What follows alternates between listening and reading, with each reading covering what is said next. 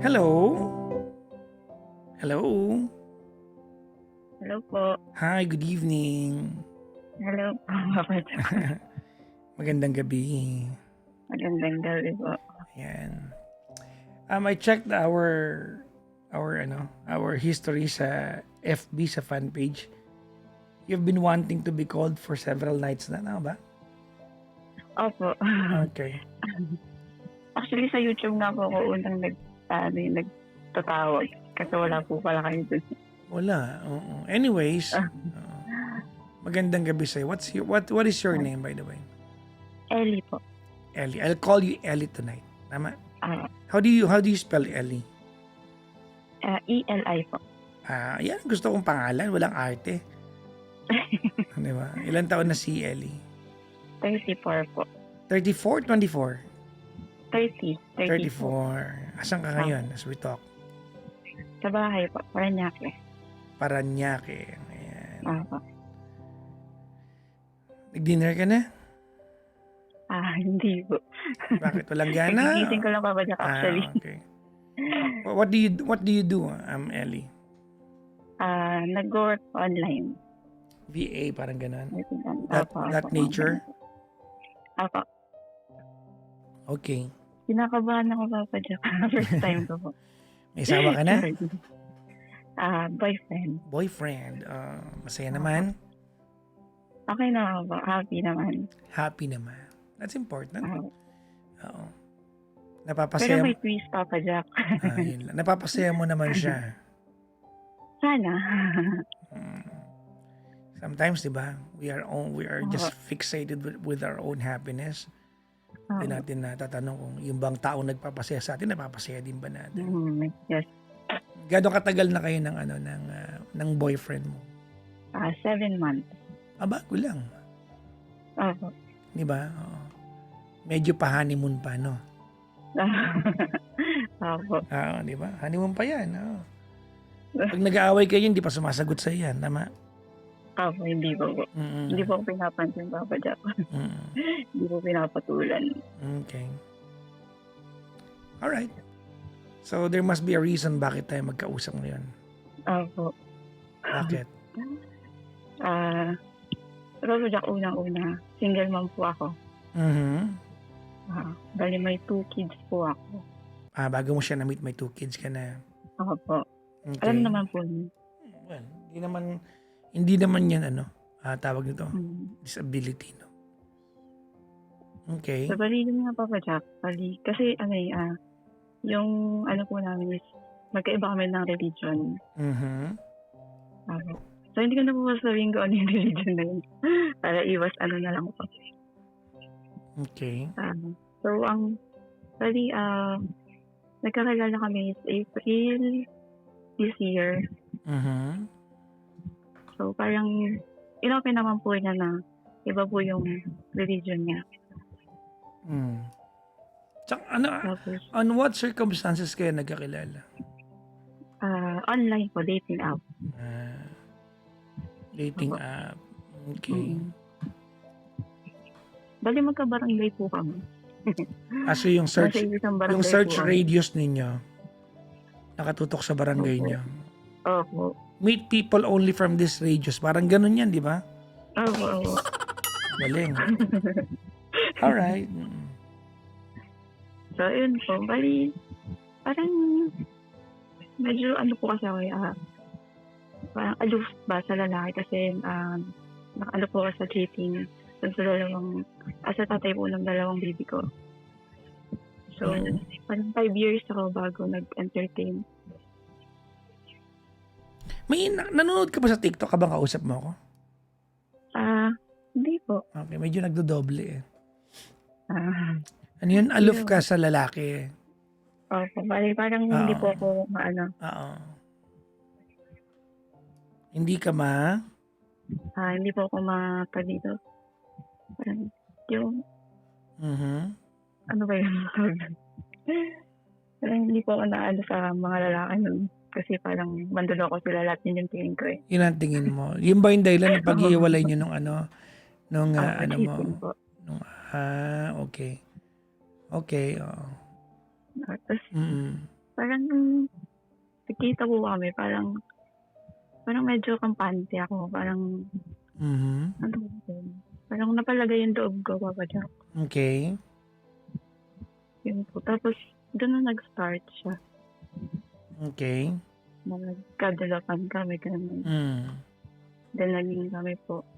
Tapos, ang ano ko kasi Pero is, 'di ba yun naman ang dahilan kung bakit ka nagpunta ng tao, ano, 'di ba? Oo, 'di ba dahil naghahanap ka ng ng pwedeng makasama. Ganun. hindi naman yun, eh, wala namang ibang, 'di ba? Mm. Mm. Tapos, ayun po pala, parang Mm. ang ano ko kasi is, ang ano ko ngayon is, hindi kasi alam ng family niya na single mom ako. Mm. Ganun. Parang yun yung pinaka-reason kung bakit ako tumawag. Hindi ko alam kung nag-aaksaya ako ng time. Ang tanong, bakit may apprehension siya na sabihin sa family niya? Hindi ko alam. Iniisip ko kasi, Papa Jack, parang siguro gusto niya Mm. antayin muna ako ma-convert or ano. Hindi ko po alam. Hindi ko po kasi namin pinag-uusapan masyado. Well, because it's okay na. It's a concern to you, tama? Opo. So hindi pwedeng hindi niyo pag-usapan kasi it's a concern to you. I mean, hindi pwedeng hindi niyo pag-usapan. Concern mo eh. Mm. Right? Natatakot kasi ako magtanong, Papa Jack. Ano na? Natatakot kasi ako magtanong. Ano nakakatakot sa pagtatanong? Baka maintindihan kita. Parang, baka Baka, hindi maganda yung dating sa kanya. Parang ganun. so you are practicing a relationship that communication is not a normal thing. Is that what you're saying? Hindi naman, Papa Jack. Parang naano lang ako. That's what you're saying. That's exactly what you're Parang saying. mawala yung lahat, ganun. Tapos, pinilit ko na Well, pakilala. mas mabuti nang mawala ang lahat ng alam mo yung mga sagot kaysa nawala ang lahat ng hindi mo alam ang sagot.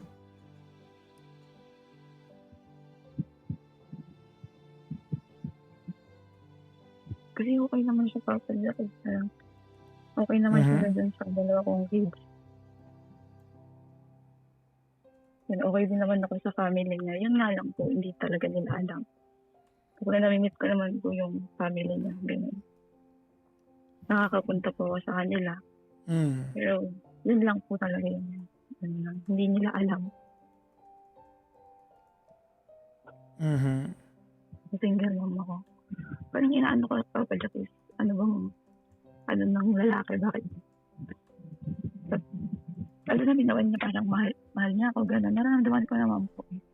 Kumbaga parang, siyempre kung ako yung Papa Jack, kanya ako yung lalaki, kumahal ko yun. Parang, sasabihin ko sa mga magulang ko na ganito siya. Ikaw yan. Ikaw ba siya? Yun nga po eh. Ikaw yan. Mm. Yung sabihin niya kasi, especially that statement is pabor sa'yo. Oh. Tama? Oh. Madaling sabihin yan. Pero ang tanong, pareho ba kayo well, hindi ko alam kung bakit natin pinag-usapan to because apparently as we speak tonight, you understand him. Tama ba ako? Sometimes, pero parang gusto ko na kasi Papa Jack. Naintindihan mo siya, you know exactly na dapat wag ka magtanong kasi nakakahiya sa kanya. That's what you're saying.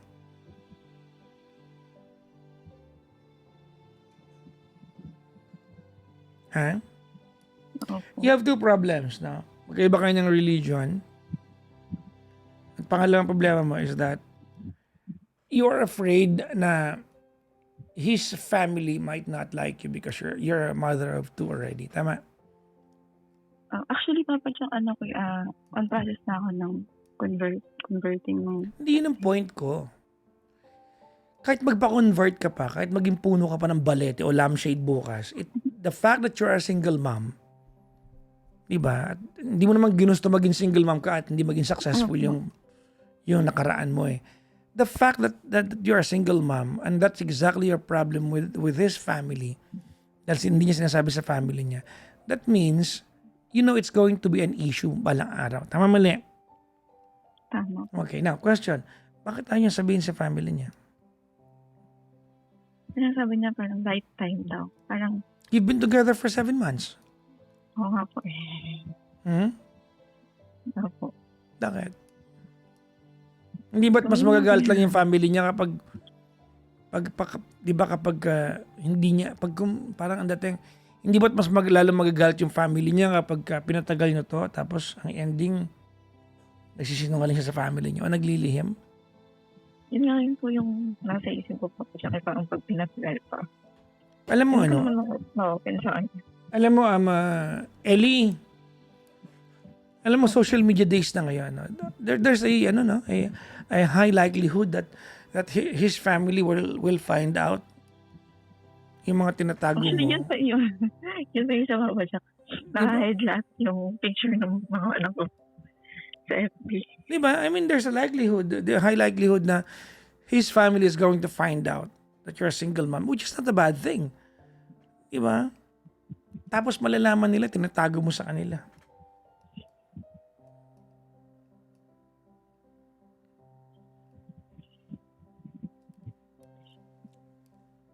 Ano man tanong mo sa akin? Ba't tayo magkausap ngayon?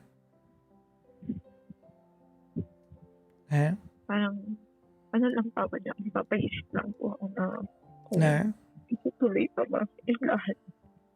Well, hindi naman kayo para maghiwalay, no? Huwag kang umiyak dyan. Hindi naman yan ang solusyon. Pero mababaw lang talaga yung luha ko, Papa. I mean, you love each other. That's a good thing. There are just things that you need to fix. Kaya naman, alam mo kayo yung generation ninyo, palagi yung hiwalay kagad na nasa isip ninyo.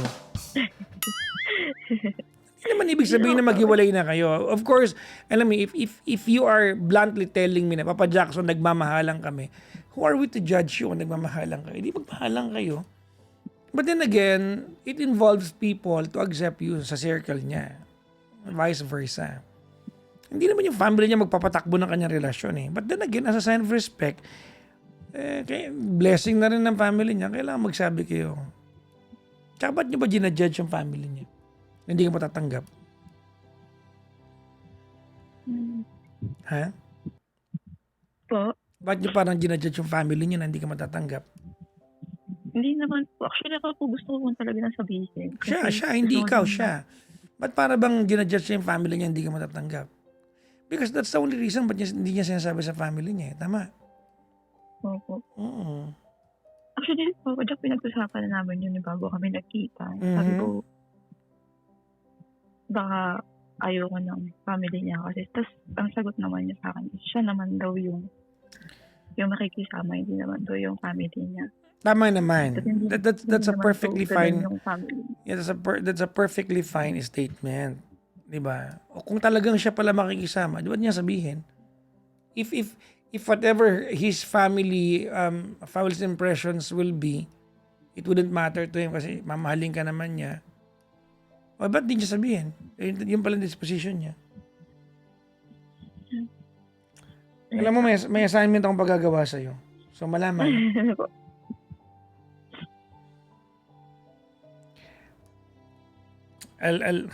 I hope you have an open mind. Ready? Opo. Alam mo, Ellie, when you're a single mom, things are different talaga. You agree with that, right? Opo. Hindi ka pwede maging carefree pag single mom ka. Tama na? Opo.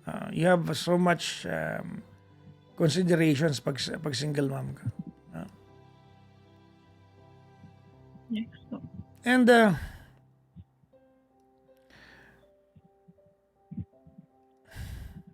sige, sabihin ko sa ito. And when you're looking for a partner in life, you're not just looking for someone to be with you. You're looking for a potential father to your kids. Tama, mali? Tama po. Okay. Because your kids will be a primary consideration. Anak mo yung mga yan eh. Right? Opo. How does this itong pangyayaring ito, how does itong pagtatago niya sa family niya about you being a single mom dawn to you? Anong tingin mo dito? Kung naghahanap ka ng magiging pangalawang tatay sa mga anak mo, hindi ba masakit para sa mga anak mong inililihim sila ng potential na magiging tatay nila. Because a man cannot be in your life na ikaw lang yung gusto, na hindi kasama yung mga anak mo. Even the obligations, even the responsibilities, mamanahin niya yan. He will take part of that. Hindi mo siya para obligahin. Diba? But he shall take part of that. Kailangan niyang alalayan. Love me, love my dog eh. Gets mo? So hindi ko sinasabi maghiwalay kayo. All I'm saying is, you have to make your demands clear. That's non-negotiable. Ellie, non-negotiable yan. There should be no room for doubt sa part na yan.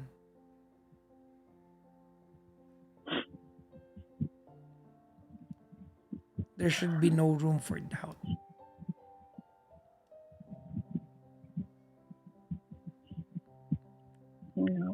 Ha?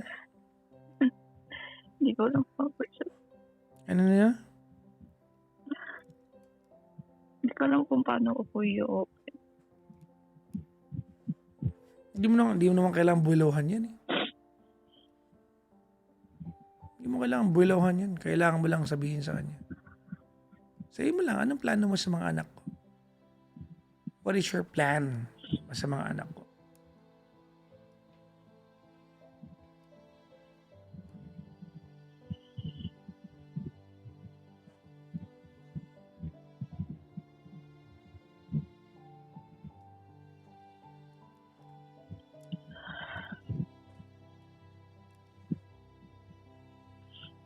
Meron akong assignment para sa'yo.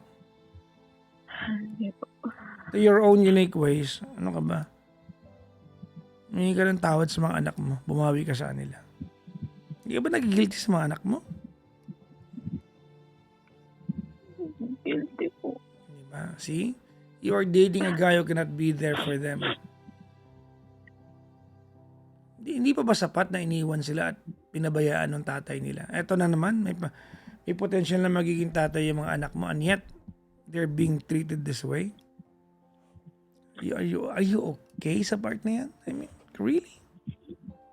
Actually, Papa Jack, dinitreat naman niya ng maayos yung dalawa. Parang masaya naman kami pag nandito. Pag kami magkakasama, yun lang yung pinaka-problem ko. No. Huwag mo na akong ipagtanggol yan. No? I mean, Ellie, if you're dating for, say, 3-4 weeks after mo sasagutin, maintindihan ko eh. Mag-iisang taon na kayo. Lagpas kalahating taon na. Alam mo, kung tinawagan mo ako at wala kang pakialam sa bagay na to, sabihin ko, okay, hindi ka naman apektado eh. Di sige. This bothers you, so it merits na pag-usapan nyo. And the only thing is stopping you ay nahiya ka sa kanyang, natakot ka. Tama? Makipagrelasyon ka sa taong takot ka makipag-usap.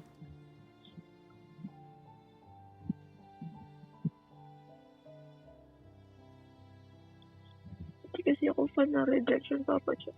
Parang wag nare-reject ako. Pakiulit nga po yan. Hindi po ako. Hindi ako fan. Hindi po ako fan ng rejection. Alam mo kung anong tawag ayoko sinabi mo? nare-reject. Alam mo kung anong tawag sinabi mo? Ano po? Drama. Drama yan. Ang kaartihan mo. Hindi ako fan ng rejection. Sino bang fan ng rejection? Meron ba?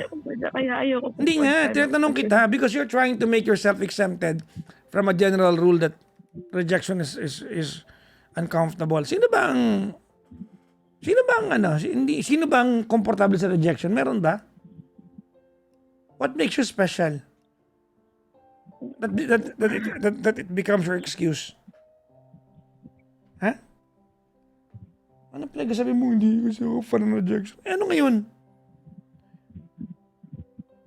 Okay, pagpalagay na natin na ma-reject ka. O di alam mo na yung sagot. Then why would you be with a guy who will not profess? That's a proper term. Why would you be a guy, di ba, who will not profess the intention of being a father to your kids kung kasama mo sa buhay yan? At alam niya yan, day one pa lang. Bakit?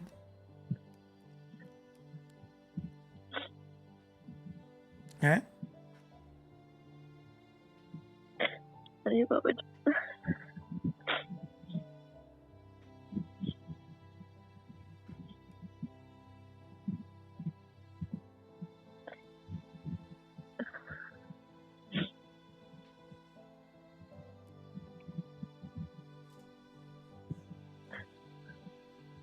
Actually, you have two problems eh. Di ba? Yung religion niya. I don't wanna pry sa part na to, but I wanna inquire. Can I? Opo. Ano ba yung pagko-convert mo? Bukal sa kalooban o dahil para magustuhan ka ng family niya? Bukal naman po Okay, sa kalooban niya. Okay Actually, na. nung una, Hmm. tinay ko lang. Pero Okay. nung Okay na. eventually naman, nagustuhan ko naman po. Ganun. Okay naman kung... Di ba? Ayun lang naman, tinanong ko lang.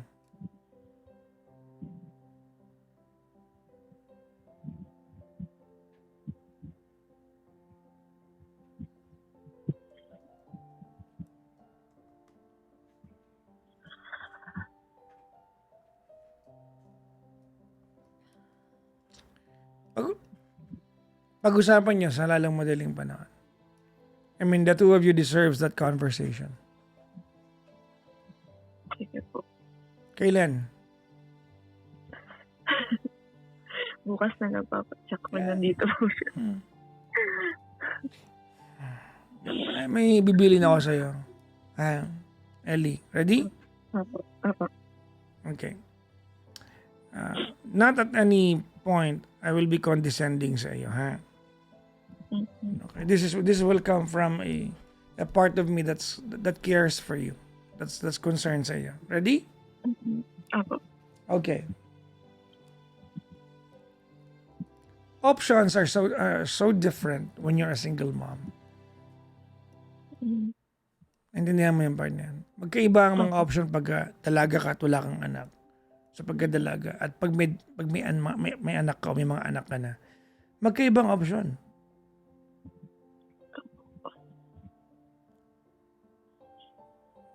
And sometimes it's a good thing. It's a good thing dahil nalalaman mo kung sino talaga yung tatanggap sa'yo bilang ikaw.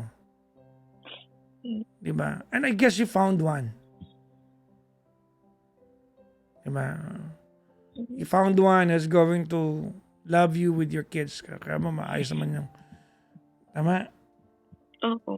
But then again, hindi naman niya kailangan pagsigawan sa buong mundo. Ay, may girlfriend ako, mahal na mahal ko, may dalawang anak, mahal ko din. Hindi naman kailangan yun eh. We're talking about a family, di ba? A family thing here. Kailangan niyang ipaalam sa family niya because these are the same people who you're going to deal with kung magkakatuluyan kayo. Same people na magpagmamanuhan ng mga anak mo pag naging mag-asawa kayo. Because that's the purpose of dating someone. You probably will end up being together, right? Opo. So, if your only problem is natakot ka sa kanya, bakit?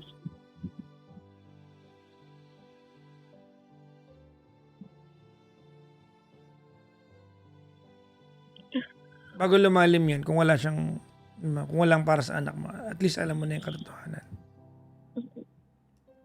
Am I making sense? Opo. Okay? Yes po. Non-negotiable yan. Alright?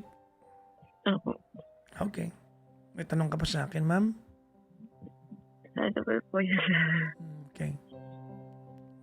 Congratulations, ha? Nakatagpo ka ng magmamahal sa'yo. Yan, totoo. Diba? May pa sabi-sabi ka pa ng aloof ako sa lalaki tapos dating ka pa naghanap. Alam mo yung plastic mo din eh, no? Nabisi ka lang. Hindi ka, tigilan nyo nga yung kaka-self-dignify ninyo. Nabisi ka lang. Yun yun, nabisi ka lang. Wala ka lang sigurong time. Pero kung sabihin aloof ka tapos naghanap ka online. Sinuwerte ka lang kasi nakahanap ka ng swak sa'yo. Minsan, alam mo nakalimutan ko, di ba? Ako po yung kasi ng ano eh, aloof po ko sa lalaki. Aloof na Tinder? Eh, lahat na nandun stranger, tapos aloof ka sa lalaki na andong ka. Charotera. Hindi naman ako nakipagkita mga padyak sa lahat. Actually, siya lang yung Kahit na, hindi pagiging aloof yun. Yun lang sinasabi ko.